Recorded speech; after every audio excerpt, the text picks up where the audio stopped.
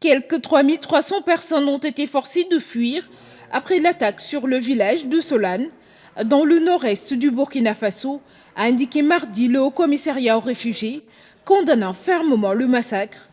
Le HCR donne un bilan de 138 personnes tuées, alors que des sources locales ont indiqué dimanche qu'il s'établissait à 160 morts, lors de ce qui est l'attaque la plus meurtrière menée depuis 2015 dans le pays par des djihadistes présumés. Une attaque qui ne restera pas impunie d'après le Premier ministre burkinabé, Christophe Dabiré, après une rencontre avec les populations de Solane, réfugiées à Siba, le chef-lieu de la province du Yaga, où il s'est rendu en hélicoptère avec 5 membres du gouvernement.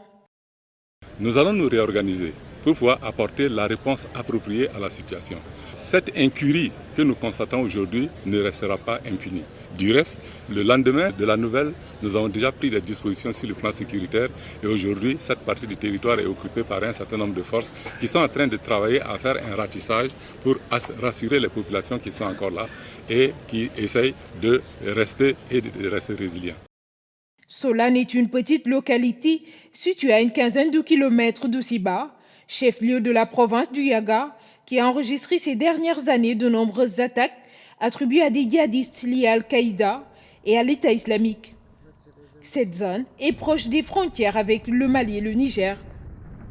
Depuis l'attaque de Solane, nous avons reçu au total 40 blessés qui ont été admis au niveau du CMA de Seba.